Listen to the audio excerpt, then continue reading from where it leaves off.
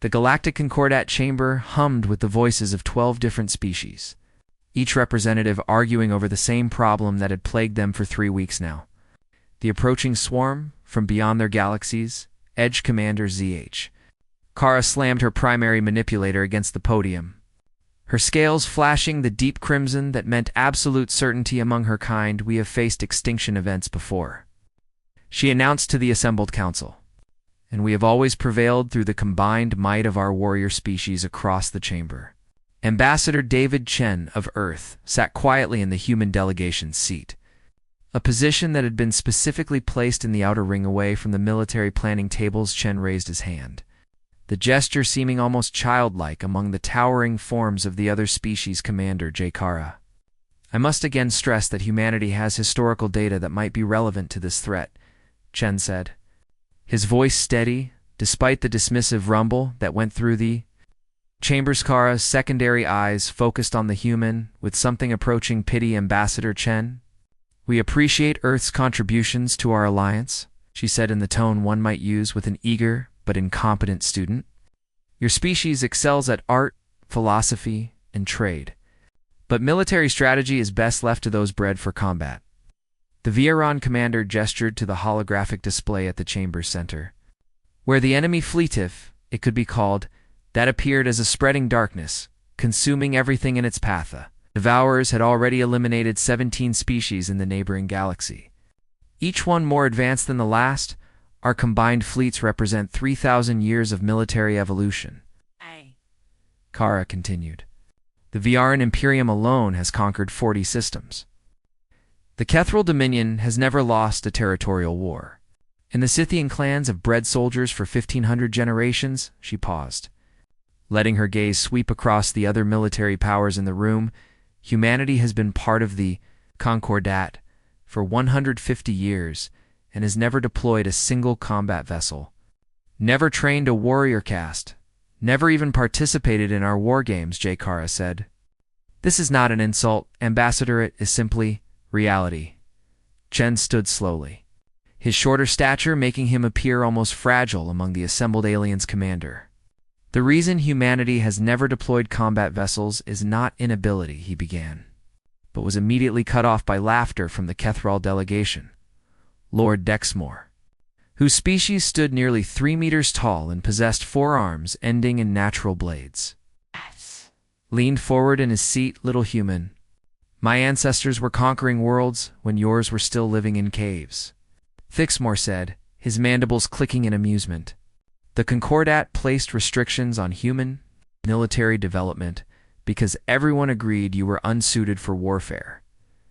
Chen's jaw tightened, but he kept his voice level. That is not quite accurate, he said quietly.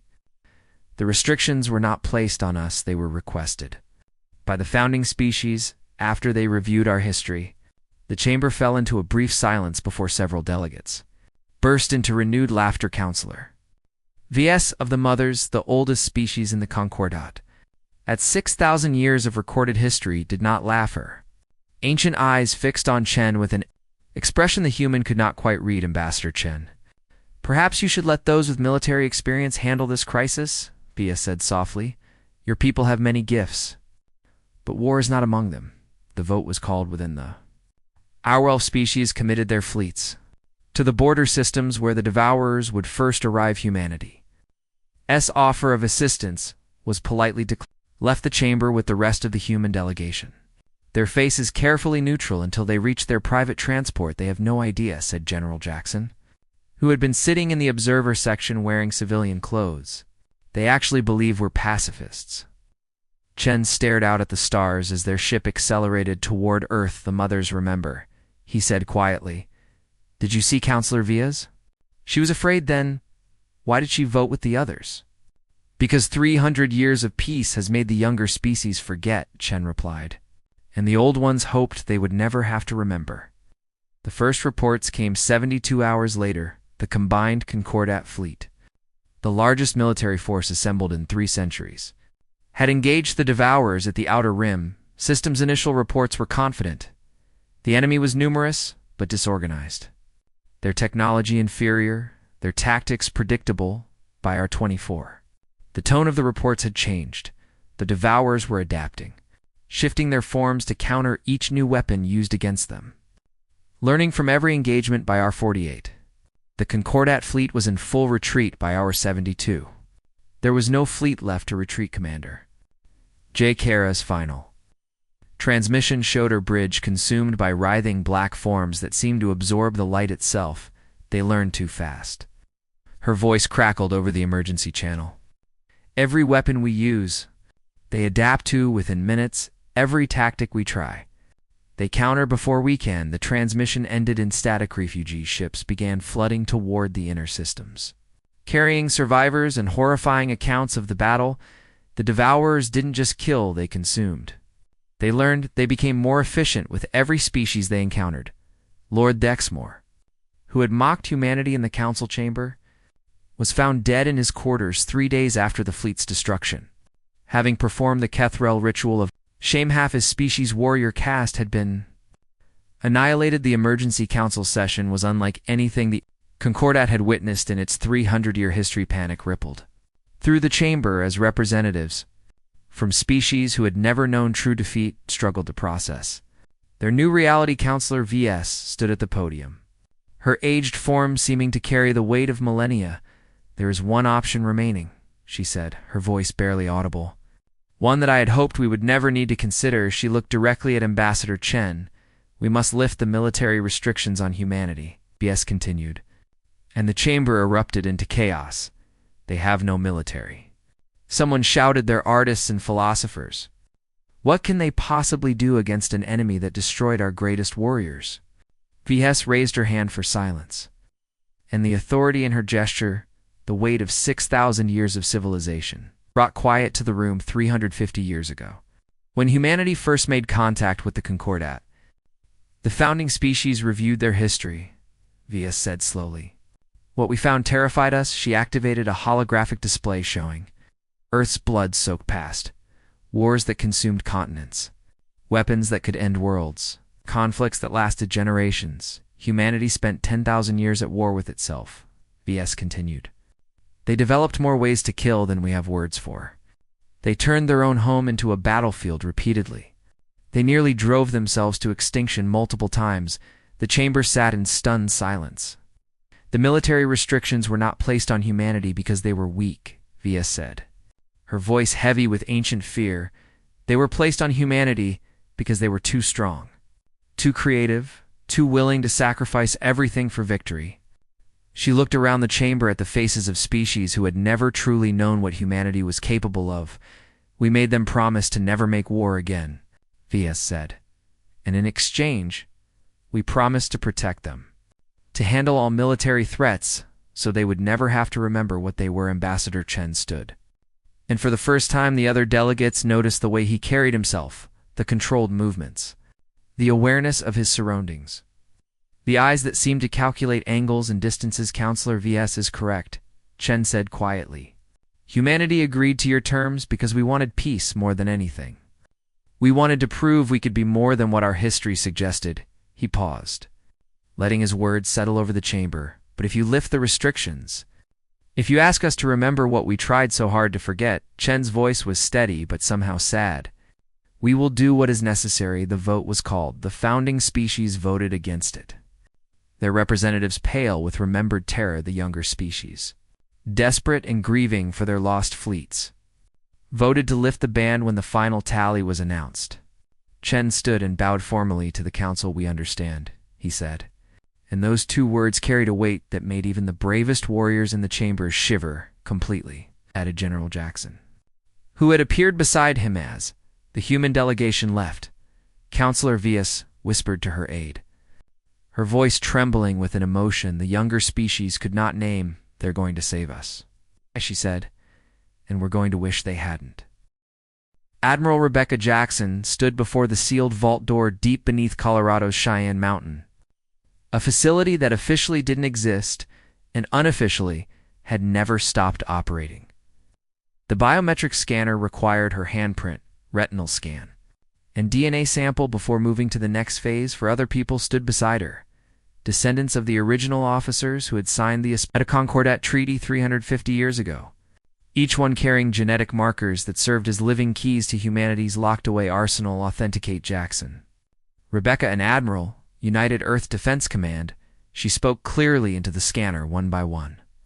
The others did the same. Commander Leo, whose ancestor had commanded Earth's last warship before the treaty. Colonel Okafor, descended from the general who had overseen the dismantling of Earth's weapons.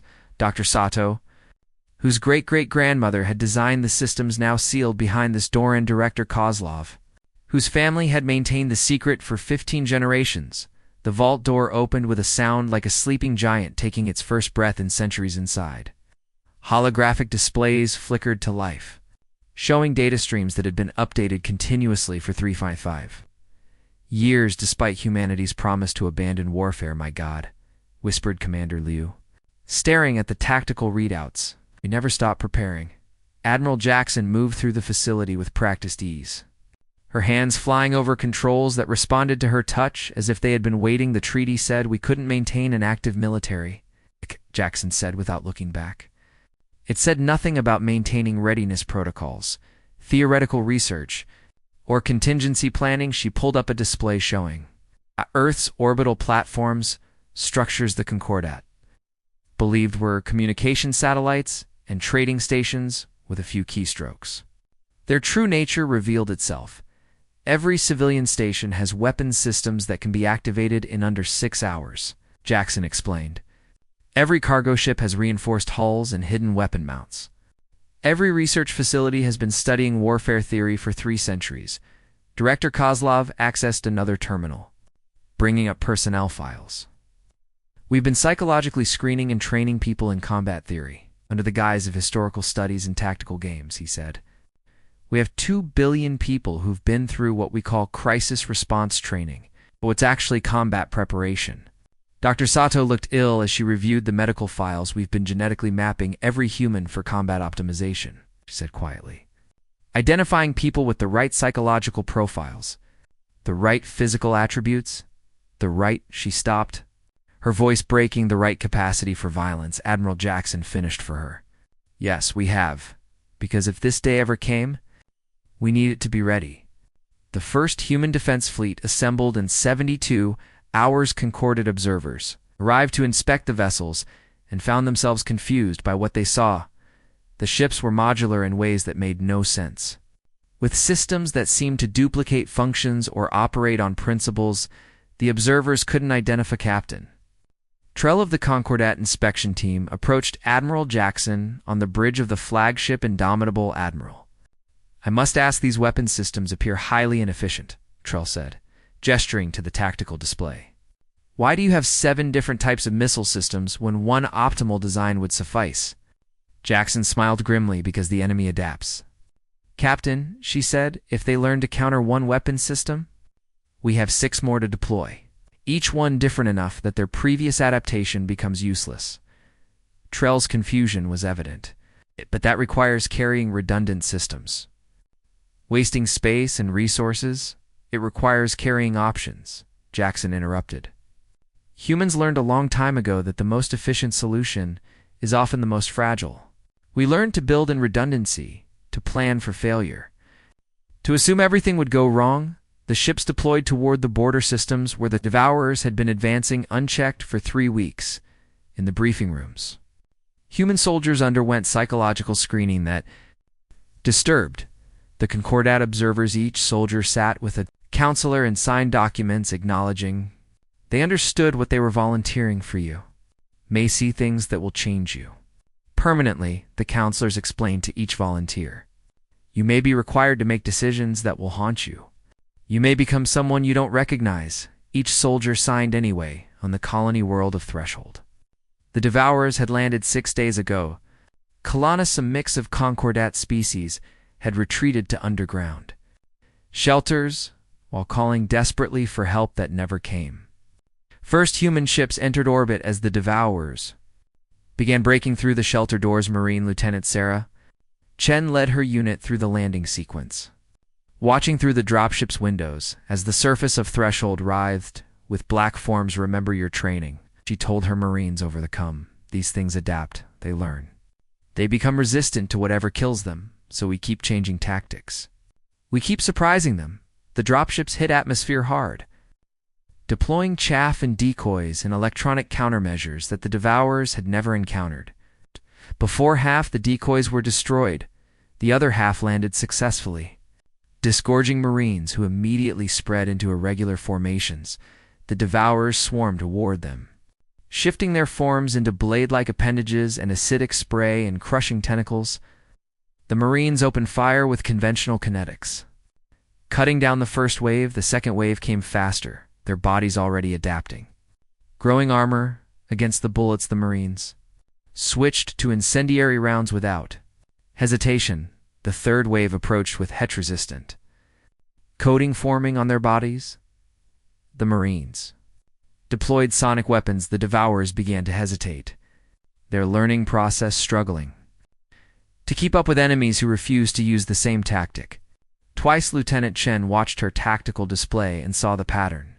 She'd been trained to recognize their predictive learners, she reported to command. They adapt based on what we've already used. Which means we can feed them false patterns, Admiral Jackson finished from orbit. All units execute protocol misdirection. The Marines began firing in predictable sequences, training the Devourers to expect certain responses. Then they would suddenly switch to completely different tactics, punishing the enemy's adaptation in the northern continent.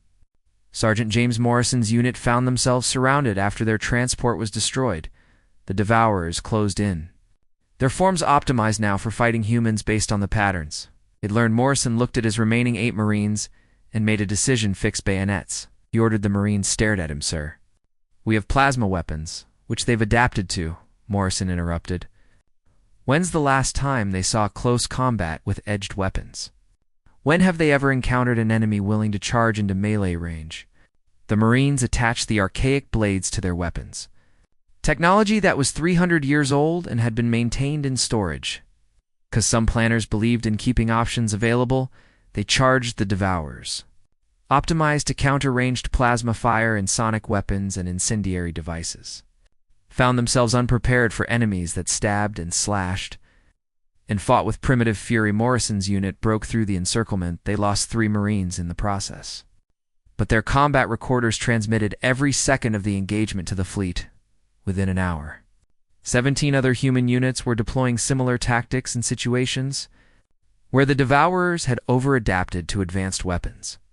Battle for Threshold lasted for days. The humans lost 30% of their landing force, but the colony was saved, and more importantly, humanity had learned what they were fighting in the medical bays. Concordat doctors worked alongside human medics and noticed something disturbing. Human wounded kept asking for status updates, kept requesting to see the tactical data from the battles they'd been injured in. Why did they want to know how they were hurt? Asked Dr. Vril, a Tetheran physician, the human medic. Lieutenant Commander Park looked uncomfortable there, analyzing their own failures, Park explained. Each wounded soldier wants to understand what they did wrong, what they could have done better. They're turning their injuries into lessons. Dr. Vril was horrified. That's pathological, he said. They should be focused on healing, on processing trauma, not on optimizing combat performance. Park didn't argue, because Vril was right. It was pathologic land. It was also why humanity was winning. Daxon reviewed the casualty reports in her quarters, each name a weight on her conscience. 30% losses in 4 days would have broken any Concordat force, would have led to retreat and regrouping. Psychological rehabilitation. The human forces were already requesting permission to deploy to the next engagement. Jackson pulled up the psychological profiles of her troops and saw the pattern that terrified her. They were adapting to war the same way the Devourers adapted to weapons, becoming more efficient, more focused, more willing to sacrifice. She opened a secure channel to Earth, to the underground facility where this had all begun. We need to start the monitoring protocols, she told Director Kozlov. We need counselors embedded with every unit. We need to track psychological degradation. We need to make sure we can bring these people back when this is over. Asterisk. The war spread across 17 systems in the following months, and with each engagement, the Concordat commanders noticed patterns that disturbed them in ways they couldn't quite articulate. Commander Vextel of the Cathrel Remnant Fleet watched from his flagship as human forces engaged the Devourers at the Rift Station, a strategic outpost that controlled access to 3 major trade routes. Humans had deployed their 7th Fleet to 100 ships against a Devourer swarm of nearly 600. The battle should have been a massacre instead. Vextel watched as the human formation deliberately fragmented under fire. Their ships scattering in what appeared to be complete chaos. They've lost cohesion, his tactical officer reported. The formation is collapsing, but Vexel had been watching human forces for 3 months now, and he'd learned to distrust his initial assessments. Scattered human ships weren't retreating or panicking. They were moving into positions that made no tactical sense until suddenly they'd a Deet ship that was destroyed, transmitted its final moments to the entire fleet. Teach tactical failure was immediately analyzed and compensated for by other units, say. Devourer Tendril ship learned to phase through energy shields by studying how it killed the destroyer. Relentless 30 seconds later, every human ship in the system had modified their shield frequencies to counter the new adaptation. Using data from Relentless's final transmission, the destroyer's crew of 300 had died. Their death had saved thousands. Vextel realized with growing horror that he was watching a species that had weaponized grief itself there, learning faster than the Devourers. His tactical officer whispered, "How is that possible?" The answer lay in the combat recorders that every human soldier carried, devices that transmitted constant streams of data to central processing networks. When Private Chen died on threshold, her final moments, the Devourer attack pattern that killed her, her attempted countermeasures, the weaknesses she observed before her death were uploaded to the tactical database within seconds. Her death became a lesson studied by every human in the theater the Devourers adapted to. Individuals' humanity adapted as a species. Dr. Solace, a Tetheran xenopsychologist who had been embedded with the human Third Fleet, compiled her observations into a report that she hesitated to submit. Her findings were too disturbing. 2. Alianchi had coined a term for what she was witnessing: productive traumatization. A species, when exposed to the horrors of warfare, either broke psychologically or healed by distancing themselves from the trauma. Humans did neither. They took their trauma, their fear, their grief, and they systematically analyzed it for tactical advantage in the medical bay of the carrier Steadfast. Solace interviewed Corporal James Rodriguez, who had survived when his entire squad was killed in a Devourer ambush. "Tell me how you're feeling," Solace asked. Gently, Rodriguez stared at the wall, his eyes focused on something she couldn't see. "I keep replaying it," he said quietly. "Keep seeing where Johnson went wrong, where Martinez hesitated, where I should have called the retreat sooner. That sounds like survivor's guilt." Solace observed its tactical analysis. Rodriguez corrected, "If I can understand exactly what went wrong, I can make sure it doesn't happen again. I can save the next squad." Solace made a note in her report. "Subject has converted emotional trauma into analytical framework. It was adaptive, it was effective, and it was profoundly unhealthy." She saw the same pattern repeated across thousands of human soldiers. They didn't heal from war, they incorporated Itha. Turning point came at the Kalros Nebula, a vast stellar formation that the Devourers were using as a staging. Ground human intelligence had identified a concentration of enemy forces. There were over 2,000 Devourer vessels, the largest gathering yet. Observed, Admiral Jackson proposed a plan that made the Concordat liaison officers believe she had lost her mind. "We're going to bait them out," she explained to the assembled fleet commanders. "We'll send in a screening force of 30 ships to draw their attention, then execute a fighting retreat through the nebula's radiation belts." Commander Torn, who had been liaising with human forces for 2 months, spoke up immediately. "Admiral, the radiation in those belts will disable shields and communications," he said. "Your screening force will be completely vulnerable." "Yes," Jackson agreed calmly. "They'll be slaughtered." "Yes," Jackson said again, her voice steady. "And while the Devourers are focused on destroying our screening force, our main battle group will flank through the southern approach and catch them in a crossfire." The Concordat officers stared at her in horror. You're sacrificing 30 ships, Torn said slowly. 9,000 personnel. You're deliberately sending them to die. I'm giving them a mission that has a 93% casualty projection, Jackson corrected. Some may survive. And every single volunteer knew the odds when they accepted the assignment. She pulled up a roster on the holographic display. These crews volunteered specifically for higher-risk operations. Jackson continued. They've all lost people to the Devourers. And they've all decided that their best chance of evening the score is to make their deaths count for something. Torn felt ill. This is monstrous, he said Jackson's. Expression didn't change. This is mathematics, she replied. We lose 30 ships here, or we lose 300 ships in a prolonged engagement. I choose 30. The operation was executed.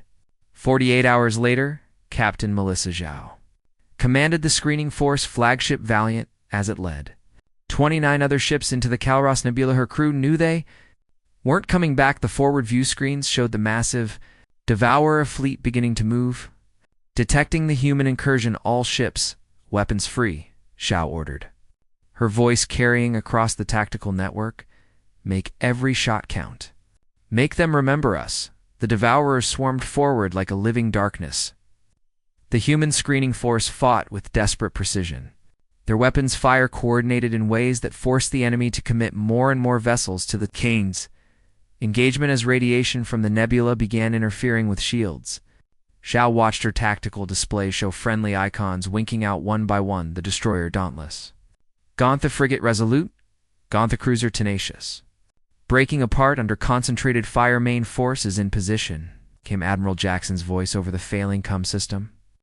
Captain Zhao, your sacrifice has... The transmission cut out as Valiance. Communications array was destroyed. Zhao didn't need to hear the rest. She could see on her failing sensors that the main human battle group had emerged from the southern nebula approach, catching the Devourer fleet exactly as planned. The enemy, having committed everything to destroying the screening force, was now caught between two human formations. Helm, ramming speed, Zhao ordered, pointing Valiant at the largest Devourer vessel she could see. If we're going out, we're taking that monster with us. Her bridge crew didn't hesitate. Valiant accelerated into its final attack. Admiral Jackson watched from the command deck of her flagship as the tactical display showed the screening force's last moments. 30 ships, 9,000 souls. Buying victory with their lives, the main battle group tore into the Devourer fleet's exposed flank. And for the first time in the war, the enemy broke. They retreated, they fled, they abandoned their positions and scattered into the deep nebula. Humanity had won its first major offensive victory. The casualties were devastating. The Devourers had learned something they had never encountered before: an enemy willing to accept catastrophic losses in exchange for strategic advantage in the aftermath. As human ships collected what few survivors existed from the screening force, Concordat observers compiled their reports with shaking hands. Dr. Solace transmitted her findings to the Council. Though she knew they would provide little comfort, humans possess what I'm calling a capacity for productive traumatization. Her report read, they can sustain psychological damage that would break other species and channel that damage into systematic violence. Most species either break or heal, she continued. Humans have found a third option. They transform their trauma into doctrine, their grief into tactics, their losses into lessons. Each human death makes the collective more effective. Not less, they have turned mortality itself into a weapon. Counselor VS read the report in her private chambers and felt the weight of her 6,000 years. Pressing down on her, Shay had voted against lifting the ban because she remembered the old stories. The histories from when humanity first made contact. She had hoped those stories were exaggerations, myths created to frighten children. Now she knew they were understatement. Had spent 350 years learning to be peaceful, learning to create and trade and philosophize, but war was still their native language. They had merely forgotten how to speak it, and now, relearning with terrifying speed. They were remembering words the galaxy had never heard. Words like acceptable losses, like calculated sacrifice, like strategic death. Commander Vexthal submitted his resignation after the Kalros Nebula engagement when asked why. He simply said, "I cannot watch this anymore. I cannot witness what they're becoming." What they're willing to do, his replacement lasted 3 weeks before requesting a transfer across the Concordat military. Officers who had served 6 months into the war, the human presence had pushed the Devourers back to contested space rather than advancing conquest. But anyone with eyes could see that the victory was written. In blood and transformation, the youngest veterans returning from the front. Lions were 23 years old. They had the eyes of creatures who had watched species in private. First-class Sarah Kim stepped off the transport ship at Luna Station. Her combat tour is officially complete after 7 months on the front sheet. Walked through the arrival terminal with 40 other soldiers from her company. And the civilians who saw them instinctively moved aside, not out of respect. Though there was some of that out of Oneza, the returning soldiers moved with an efficiency that was somehow wrong. Their eyes constantly scanning their surroundings. Their hands never far from where weapons would have been. They spoke to each other in a tactical shorthand that had evolved in the combat zones. A language that mixed military jargon with references to battles fought on Earth. Thousands of years ago, check your six had become common speech Thermopylae. Solution meant holding an impossible position Dresden Protocol. Meant burning everything the civilians couldn't understand the words. But they understood the speakers had changed in fundamental ways. Dr. Helen Vargas met Sarah at the processing center.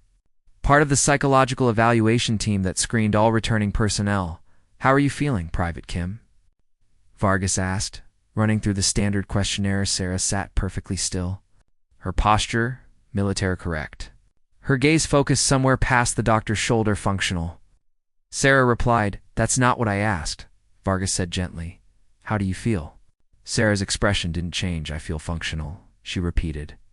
"I sleep for hours per night. I maintain combat readiness. I process tactical data efficiently." Vargas made notes on her tablet. Notes that she knew would join thousands of similar reports. "Do you feel sad? Angry? Anxious?" "I feel tactical," Sarah said. And Vargas had to suppress a shudder at how the young woman's voice carried no emotion whatsoever. "I analyze situations for threat potential. I calculate optimal responses. I prepare for contingencies." This was the pattern Vargas had seen in hundreds of returning soldiers. They hadn't broken, they had optimized. They had become perfectly efficient instruments of warfare. And the cost of that efficiency was something Vargas was still trying to quantify in the Concordat Council chambers. Ambassador Chen presented the Human Strategic Assessment too. Representatives who barely recognized the man who had sat quietly in the outer ring 6 months ago. Ko Chen's demeanor had changed. He carried himself with the same controlled precision as the soldiers. Spoke in the same efficient manner. "The Devourer advance has been halted across all contested systems," Chen reported, displaying tactical maps that showed the front lines stabilizing. Human forces have engaged in 473 separate actions, with an overall casualty rate of 32%. Counselor V. Hess heard that number and felt physically ill. 32% casualties would have ended any Concordat military campaign. Humanity treated it as an acceptable operational loss. "We project that with current resource allocation, we can begin offensive operations within 3 months, Chen continued. "Pushing the Devourers back beyond the galactic rim within 18 months, he paused. And for just a moment, something human flickered across his face, however. "We recommend beginning transition planning immediately," Chen added quietly. Lord Tan, who had replaced Lord Dexmore after the Cathral's death, leaned forward. "Transition planning?" he asked. "Planning for humanity's withdrawal from active combat operations once the Devourers are defeated," Chen explained. "We need to establish protocols for deactivating our military systems, for reintegrating our soldiers into civilian life." For he stopped, and the council saw the crack in his composure. "For helping our people remember how to be human again." Chen finished. Counselor VS spoke into the silence that followed Ambassador Chen. "I must ask the question that everyone in this chamber is thinking," she said, her ancient voice heavy with sorrow. "Can you stop? Once the Devourers are gone, once the threat is eliminated, can your people actually stop being what you've become?" Chen met her eyes, and the council saw the terrible honesty in his gaze. "I don't know," he admitted. "We've been at war for 6 months, and already we're seeing psychological patterns that concern us deeply. Our soldiers think in combat metrics. They dream in tactical scenarios. They've developed a culture that glorifies sacrifice and efficiency. He pulled up psychological reports on the holographic display. We have soldiers who get anxious during peacetime training because there's no real danger. Chen continued. We have veterans who can't relate to civilians anymore, who feel more comfortable in combat zones than in their own homes. We have officers who make decisions about acceptable casualties with the same emotional weight as choosing what to have for breakfast. The council sat in stunned silence, and it's only been 6 months. Chen said quietly, What happens after 18? What happens after we've spent 2 years becoming better and better at killing? Counselor VS stood slowly, her aged form somehow seeming taller. This is why we asked you never to fight again, she said. Not because you were bad at warfare, but because you were too good at it. Because you have a capacity to become what war demands in ways that other species cannot. She looked around the council chamber at the faces of species who had never truly understood what humanity was. Most species go to war. VS continued, humans become war on the planet Crucible. Far from the political discussions, the final major battle of the Devourer War was beginning. The enemy had concentrated their remaining forces for a desperate assault on the primary human supply lines. If they succeeded, they would cut off 3 human fleets and potentially reverse months of hard-won gains. General Patricia Okonkwo commanded the defense from the planet's surface, coordinating army, navy, and marine assets in a battle that would determine the war's trajectory. She had buried 3 children in the past 4 months. All of them soldiers, all of them killed by the Devourers. Her oldest daughter had died holding a supply depot against overwhelming odds. Her middle son had gone down with his ship during the Kalros Nebula operation. Her youngest had simply vanished when her reconnaissance unit was over. Runakonkwo commanded the defensive Crucible with the eyes of a woman who had nothing left to lose except the war itself. The Devourers came in waves that blotted out the sky, their forms having evolved specifically to counter human tactics. They had learned to disperse to minimize artillery effectiveness. They had developed electromagnetic pulses to disable drones. They had adapted acid spray to counter human armor, but they had never fought humans who had lost everything. Ganku. His forces met them with a creativity born of desperation and refined through grief. When conventional artillery failed, they collapsed buildings on advancing Devourer columns. When electronic systems were disabled, they fell back on mechanical systems that were centuries old. When standard tactics proved ineffective, they improvised with a flexibility that the Devourer's predictive adaptation couldn't countercapture. Rodriguez, promoted after surviving the ambush that killed his squad, led a company through Crucible City's subway system, using the underground passages to outflank Devourer positions when they emerged behind enemy lines. They found themselves facing a Devourer form that had adapted specifically to underground combat. Compact, armored, deadly in close quarters, Rodriguez looked at his available weapons and saw nothing that would work. Then he looked at the subway system's infrastructure below the water mains. He ordered. His soldiers stared at him. Sir, that will flood 6 square blocks with us in it. Yes, Rodriguez agreed. We've got rebreathers. They don't flood the tunnels, and we fight in water where they can't adapt fast enough. The water mains exploded, sending millions of gallons flooding through the underground passage as Rodriguez's company fought in chest-deep water against Devourers that drowned or were swept away by the current. They lost 18 soldiers. They saved 3,000.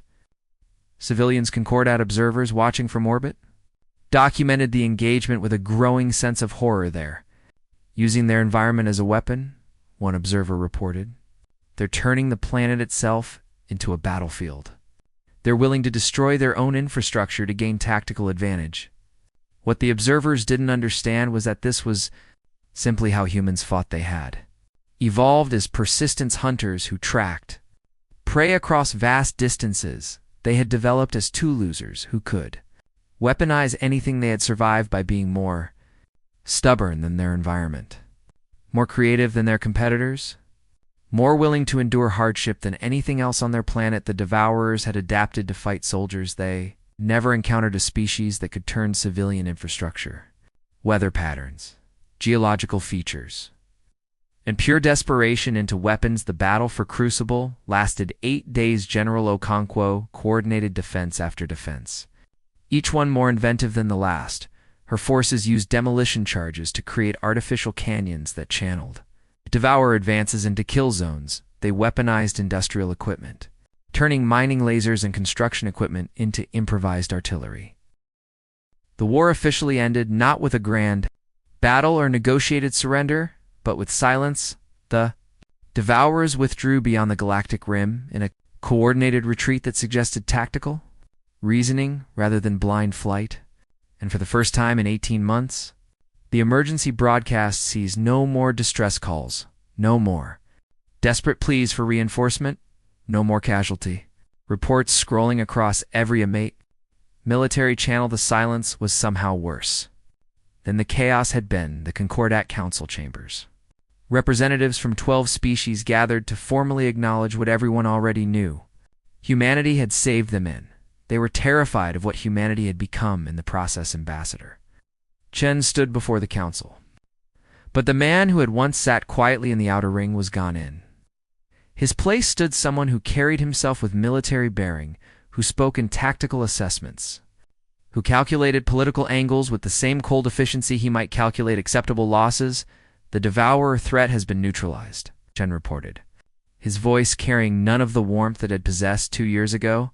Our long-range sensors show their fleet has retreated approximately 12,000 light-years beyond the rim, and shows no signs of returning. Counselor VS, who had lived through 6,000 years and never thought she would see this day, asked the question everyone was thinking: what does humanity want as payment for saving us? Chun's response was not what anyone expected. We want the ban reinstated, he said quietly. The council chamber erupted in confusion. You want to be forbidden from military operations again? Lord Tan asked, disbelief clear in his voice. We insist on it, Chen replied. Effective immediately, we request that all human military forces be restricted to defensive operations only, that we be prohibited from Concordat military actions, that we return to the status we held before the war. He pulled up casualty statistics on the holographic display. Numbers that made even hardened warriors flinch. 4 million human dead, 12 million wounded, 20 million veterans who would never fully reintegrate into civilian life. We've won your war, Chen continued, his voice cracking slightly. We've saved the galaxy. We've proven that we can fight. And now we're begging for you to help us stop. Admiral Jackson stepped forward to join him. And the council saw that the woman who had orchestrated humanity's military campaign looked 10 years older than she had 18 months ago. We remember now, Jackson said, her voice heavy with exhaustion. We remember why the ban existed, why you were right to fear us, why we agreed to give up warfare. She gestured to the casualty reports. We're very good at war, Jackson continued. Too good. We've developed tactical doctrines that will be studied for centuries. We've created weapon systems that terrify us. We've turned sacrifice into science. But we've also created a generation of soldiers who don't know how to be anything else, Jackson said. We have veterans who get anxious during peace, who feel more comfortable in combat zones than in their own homes, who think in terms of acceptable losses and tactical optimization. General Okonkwo, who had lost 3 children and commanded the defense of Crucible, stood beside them. It's not that we can't stop fighting, Okonkwo said quietly. It's that we're afraid to discover we don't want to. The council sat in stunned silence. Humanity, having proven itself the most effective military force in known space, was asking to be disarmed again. We need help, Chen said. And for the first time, the council heard true vulnerability in his voice. We need your psychologists, your cultural exchange programs, your peace-building resources. We need help remembering how to be human instead of being weapons. Counselor VS stood slowly, her ancient form trembling with emotion. 350 years ago, we made you promise to never make war again, she said. And you kept that promise until we broke it by asking for your help. She looked around the council chamber at the faces of species who had been saved by humanity's violence. Now we will help you keep the promise again. VS continued, the ban is reinstated. With modifications, humanity may maintain defensive forces, but is prohibited from offensive military operations or participation in Concordat campaigns in exchange. We offer full access to our therapeutic resources, our cultural programs, our expertise in helping societies transition from warfare to peace. The vote was unanimous. Treaty was signed within a week. Humanity returned to the status it had held before the war. Forbidden from the battlefield, but this time, everyone understood why the demobilization took 3 years for million human soldiers. It's transitioned from active combat roles to civilian life. A process that was messy and painful and incomplete. Some veterans adjusted successfully. Finding purpose in art or teaching or building the peace they had fought for, others struggled. Haunted by memories of what they had done and what they had become, some never truly left the war. Captain Rodriguez, who had flooded subway tunnels to kill devourers, he became a teacher at a military academy where he lectured on historical tactics. He never mentioned his own service's students didn't know that he still woke up some nights hearing the sound of rushing water and drowning.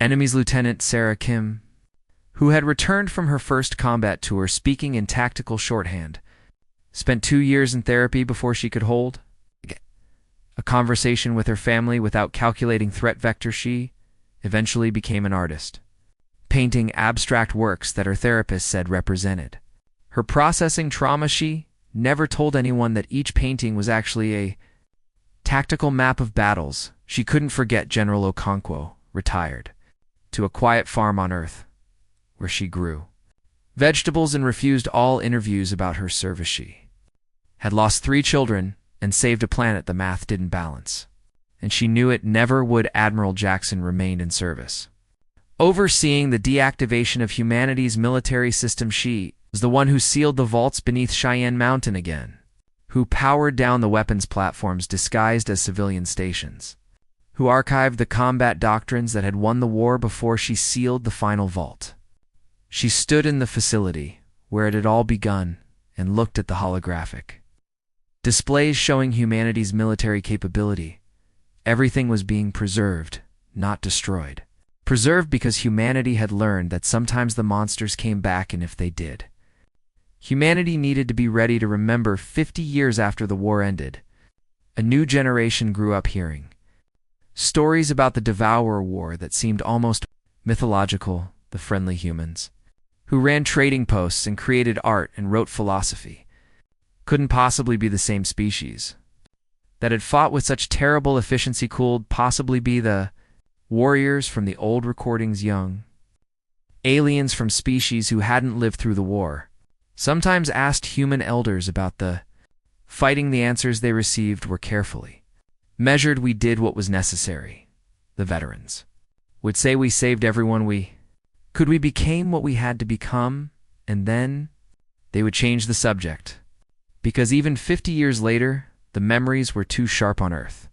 In the Museum of the Devourer War, millions of visitors walked past exhibits showing the weapons and tactics that humanity had deployed. They saw the modular ship designs, the redundant weapon systems, the psychological screening protocols. They read about the Calros Nebula operation, about the defense of Crucible, about the 1,000 smaller battles that had been fought across 18 months. At the center of the museum stood a memorial wall listing every human who had died in the war. 4 million names engraved in stone that was black as space beneath the names. A plaque with words that even young humans found chilling. We did this so our children wouldn't have to. We became monsters so they could remain human.